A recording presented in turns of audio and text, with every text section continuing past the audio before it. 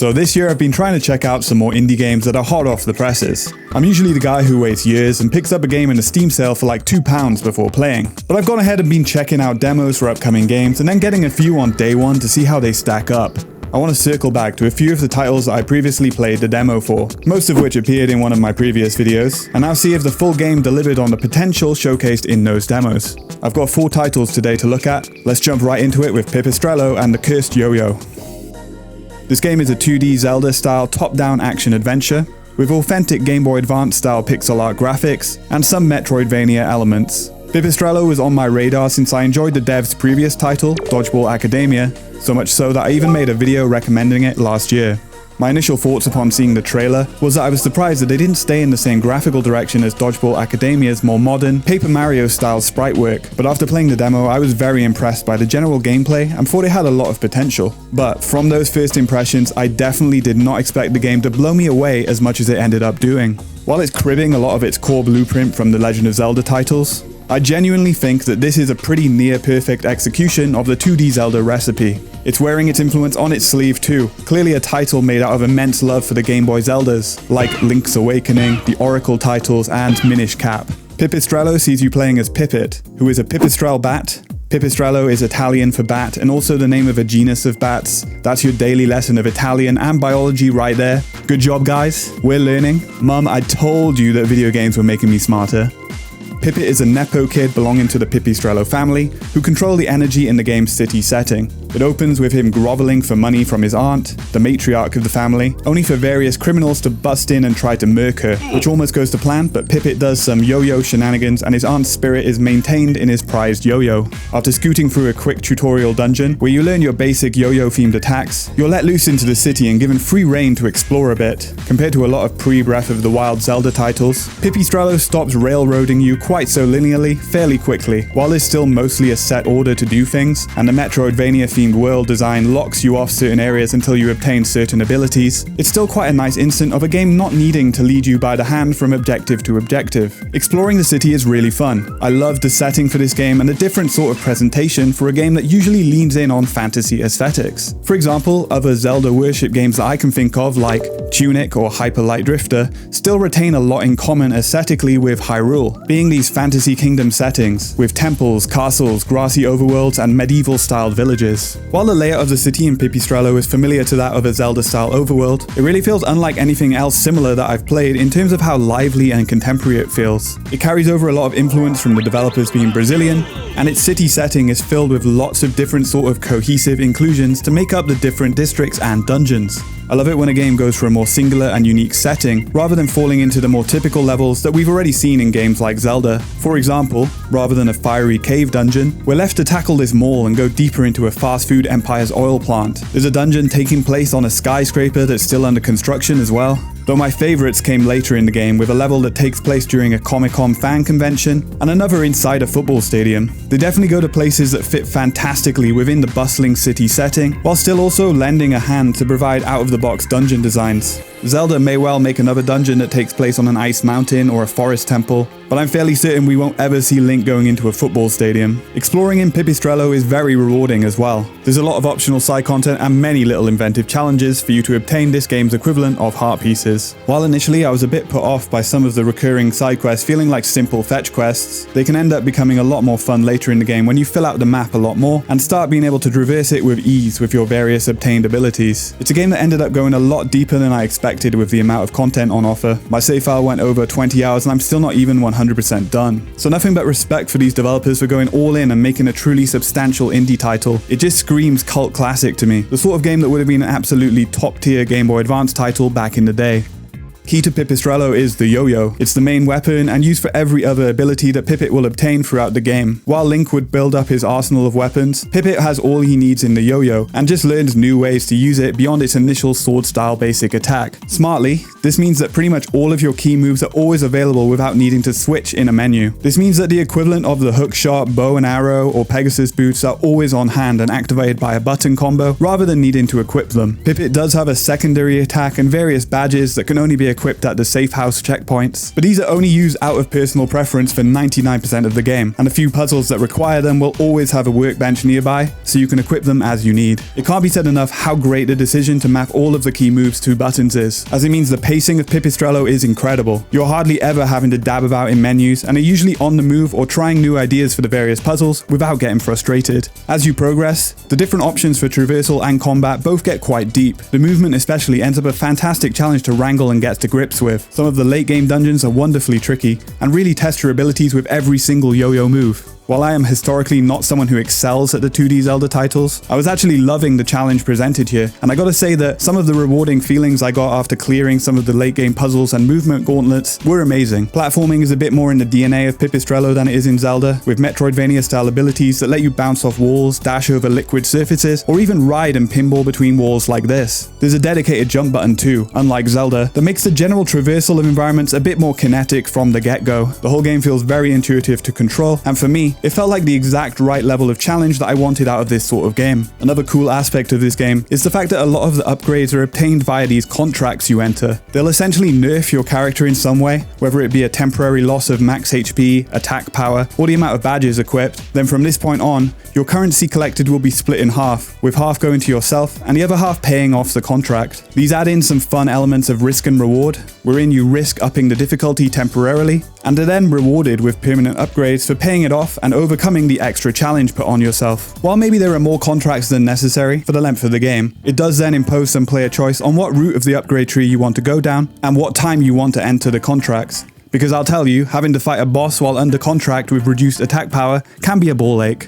The plot in Pipistrello does the job for me. It is set up to introduce the main factions of the Pipistrello family and the 4 villains who reign over different districts of the city. There's some contemporary commentary with the fast food baron and this skeezy, gambling, match-fixing sports businessman. Largely the plot sinks into the background and it's gameplay focused. There's plenty of NPCs to chat to in order to flesh out the world a little bit more too. By the close, it makes some interesting little diversions in terms of the plot that partially aren't too hard to see coming and end up a little bit undercooked. Maybe I missed a few more optional sections that flesh out a couple of key characters a bit more. But I suppose overall I am happy to let aspects of the plot and characters be undercooked in return for the pacing being so great and the gameplay staying in the forefront the entire time.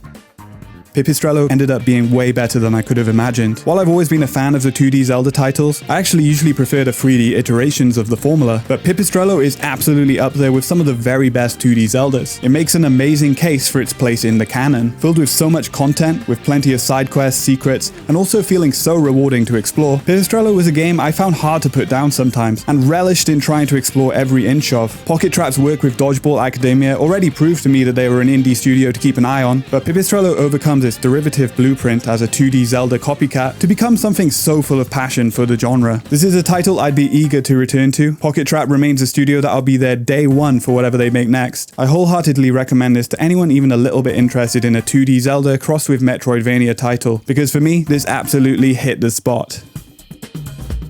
If you're tapped in on sleepy core content, then you already know I can't go a single video without glazing collectathon platformers. I played a fair few last year and so got fairly oversaturated on them, but it'll always be one of those comfy, nostalgia-laced genres that I'm happy to return to. Ruffy in the Riverside is one of the latest additions to the now bustling throwback collectathon platformer scene, though it stands out among its peers due to a focus on puzzles. Immediately, it caught my eye because of the art style. It utilizes fairly simple 3D environments, but the characters have an amazing hand-drawn style that is dripping with charm. I really love the way the characters look in this, and every time it would present the enemies in 3D, it would contrast with just how much better and uniquely presented Ruffy and his NPC buddies looked in comparison. I'm really impressed by the amount of drawings that are in this title. It's something that's easy to take for granted, but surely Ruffy alone must have hundreds to make up his animation. I love the way you can see his fur flowing as he animates, the map screen too. Look at how fantastic this looks. I love how much effort has been put into something that's on the periphery of the core gameplay. Aesthetically, it's real mascot platformer hours and we are up for it. Though compared to a lot of the recent games in the genre's revival era, there's no centerpiece nostalgic element, but still there's major Banjo-Kazooie and Crash Bandicoot vibes on offer in particular. I gotta shout out the soundtrack briefly too, which has a few tracks with these really fun gibberish vocals on them, especially the main theme. It pairs well with the colourful atmosphere and zany characters.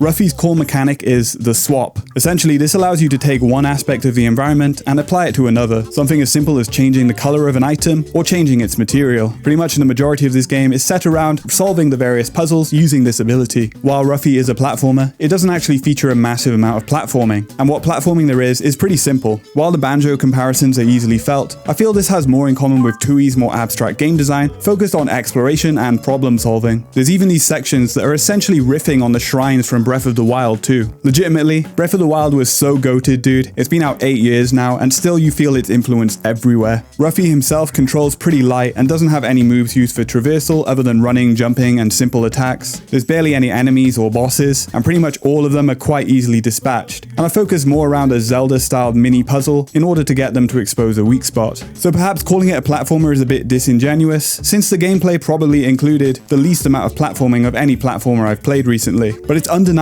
how much influence this has in its presentation from the golden age of collectathons. It kind of feels like a Wii title to me, with its pointer-style way of selecting what materials you want to swap. It has the vibe of a Wii cult classic, something like a Zack and Wiki. Luckily, lots of the puzzles and the core swapping gameplay is fairly fun. I thought there were some clever little instances where you'll have to alter the environment to be in your favor. Some of my favorite moments of the game was realizing in a few instances that they wanted me to use the swapping mechanic to cheat in inventive ways. A few puzzles aren't as well communicated as I'd like though. There's some frustration over what elements you can swap and what ones you can't.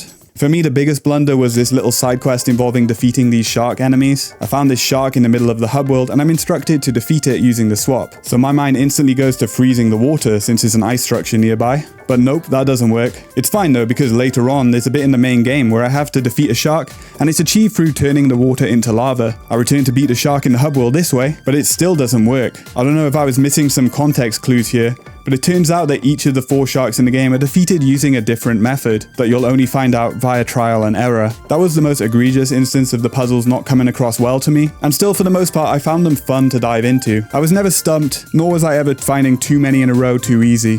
In terms of its collectathon items, mostly the stuff you collect doesn't have any major uses. It all boils down to gold coins which you'll use to increase your HP, though bear in mind the enemies in this game are a pushover and relatively infrequent. They can also be used to upgrade your hood, which again helps out with the rate at which your HP replenishes and increases your Breath of the Wild stamina meter. These hoods are needlessly split into 3 colors too, with separate stamina meters and buffs to HP. It feels a bit padded out in order to hide the fact that there are way too many collectibles and not really many rewards.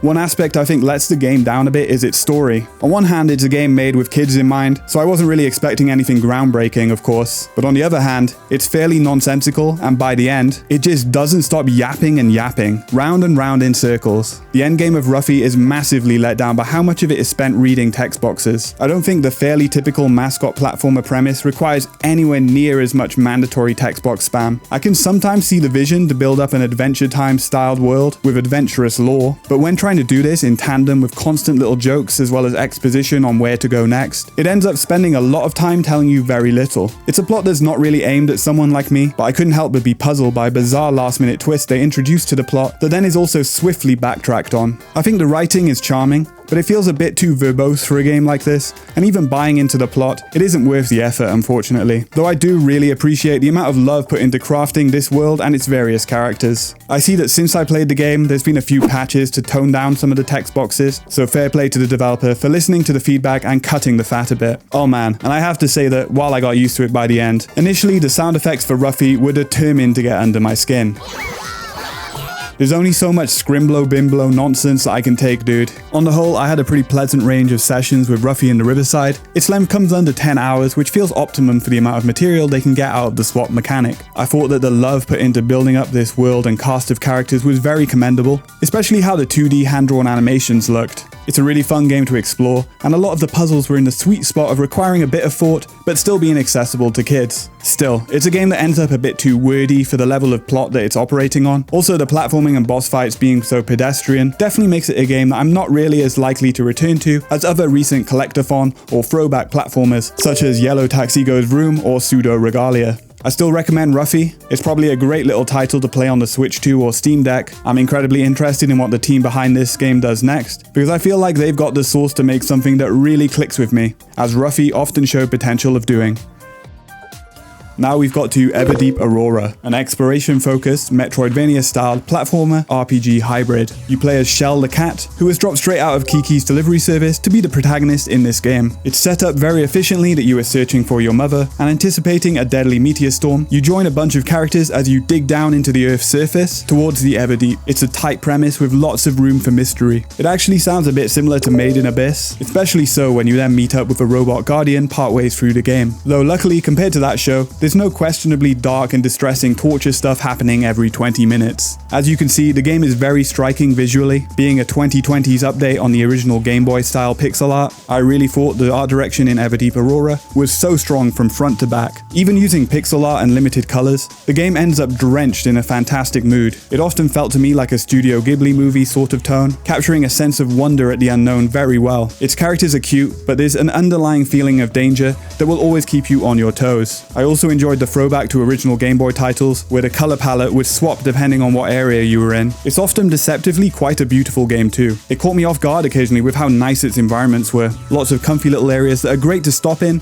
and take in the scenery. There's a really triumphant soundtrack too, which compare fantastically with the feelings of drilling down into the unknown or exploring somewhere unfamiliar, unsure of what the next room holds. Its plot is told through NPCs speaking at you, and some environmental storytelling. Shell can only meow, so nobody's going to be asking your questions directly that you'll be thinking. I find the silent protagonist thing a cop-out a lot of the time, but they were smart enough to make it actually make sense in context for Shell not to be speaking, since she's a freaking cat. All my girl wants to do is drill and fish. There's a lot of cool little subplot episodes throughout the game. My favorite is involving this dude, which is one of my favorite visuals that the game presented me with for sure. For a short game, its world is filled with little memorable moments. Gameplay in Everdeep Aurora is pretty simple. You'll spend most of your time exploring, using your drill to proceed downwards and look for treasure and new locations to scope out. There's a light resource management element, but I never found it particularly taxing, and even if your drill runs out of juice, it's still usable, just slower. Your platforming options start off very simple, with only a jump, but a wall jump, hover, and eventually a more powerful propel jump will all be at your disposal. It's quite nice to have a game that foregoes combat entirely, because including little enemies or boss battles would betray the comfy sort of campfire atmosphere the game has. It probably would have been an easy cop-out to add in some simple drill-based combat, but it's all the better for abstaining from including it. This isn't a particularly challenging game, and all the platforming is pretty simple, aside from a few sections later in the game. It's all in on exploration, so if you fancy playing what is essentially a Studio Ghibli-style take on the Made in Abyss premise, blended into a simple Metroidvania, this might really click for you.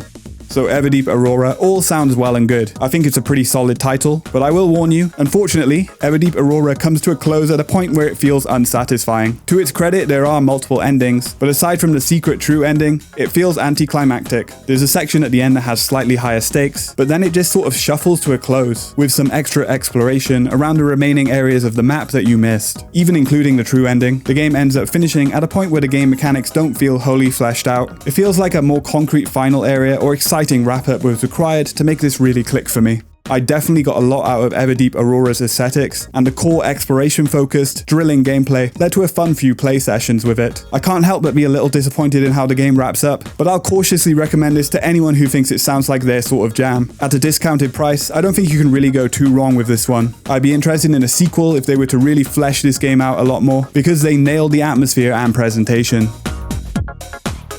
Haste kind of sells itself. It has a pretty simple mission statement to provide gameplay where you run forward really fast and launch up and down slopes, aiming to keep your momentum going up and up. It's no surprise that even in its earliest work in progress form, it went mega viral on Twitter. This really does feel great to play. Running feels super smooth, and after you start to get the timing right for landing, it feels fantastic to build up momentum and launch off a ramp to then fly through the air. It's so satisfying, and later when the levels start to get quite tricky, it's immensely rewarding to get over a gauntlet of obstacles while still blasting through at a high speed. I would liken Haste to the auto-runner games that were popular back in the early smartphone era, like Tiny Wings and Subway Surfers. Surely this would be a great title to use as brain rot fodder, so you can get TikTok users to watch on half their phone screen, while the other half is a slop podcast. Your character runs automatically, and you weave left, right, up and down through levels, aiming to outrun a black hole that will be closely following you behind and eating up the level. The majority of levels are point A to point B linear and procedurally generated. There are a few challenge levels that change up the formula a bit, but they're few and far between. For example, I played an early level where you chase these little creatures around a contained level, but then this wouldn't return for many levels levels in favor of the regular formula, though I would later realize why they were so few and far between, as eventually when I started seeing more of the challenge levels, I'd find them a lot more frustrating with the increased difficulty, which made going for the normal levels my preference.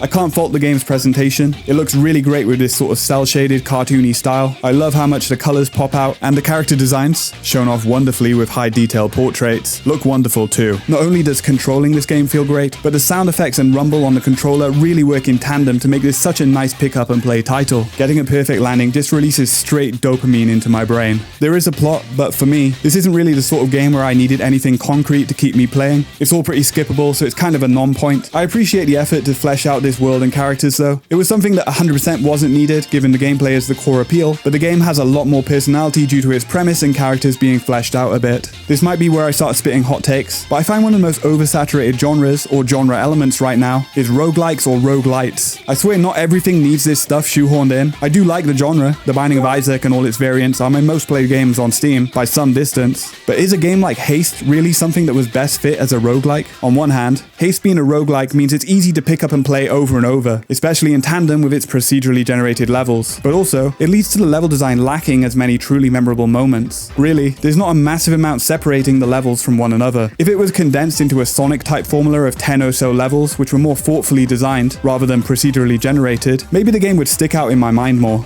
But I probably just need to come to terms with the fact that Haste is not that game and was never going to be that game. In fact, it started development as a battle royale racer, believe it or not. Latching the game onto a trendy genre was always going to be the plan. Unfortunately, even considering the procedurally generated levels, by design recycle the same motifs and obstacles. Just going through the story mode, in the first half of the game alone, you'll have already seen all the bosses, all the level themes, and the limits of the roguelike structure. Later levels just remix the stuff introduced in the first half in chaotic fashion. The higher difficulty levels start to feel a bit more random and more obviously generated on the fly. They'll start spamming obstacles one after another, and the later bosses start feeling way too chaotic. The roguelike functions start to feel more crucial as you proceed in the game, but rely on you getting good luck with health focus items, or if you're super lucky, an item to give you a vertical boost to help with the more harsh terrain. The latter half of the game sometimes felt like it relied on me having a lucky run too much, as the bosses would start feeling like a bullet hell game, where tanking damage was almost a necessity. Still, at its core, Haste is very fun and feels really nice to play. It lives up to the footage you're seeing. Haste's presentation is top notch, and it's also something that's easy to dip into now and then for satisfying ultra-fast gameplay. The roguelike features and procedural generation lead to a game that feels a bit like it has fake depth, but the core features are good enough to recommend. It's very fun to run really fast and maintain your momentum. Nailing a landing and then launching back into the sky is such a great feeling that I don't think many games can match on such a visceral level.